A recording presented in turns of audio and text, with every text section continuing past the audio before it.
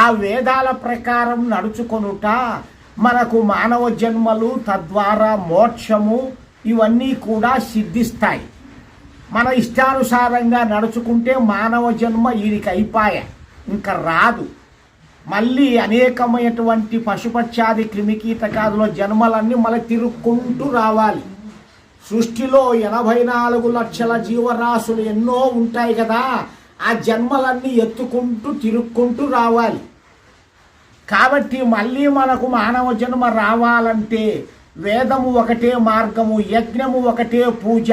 ఈ మార్గములో మన యొక్క జీవన విధానం సాగాలి. మనం మనుష్యులమై పుడతాం.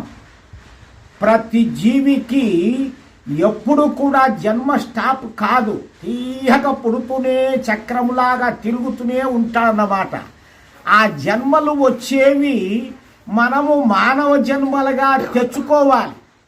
మంచి రాతగా, విద్యావంతులుగా, మంచి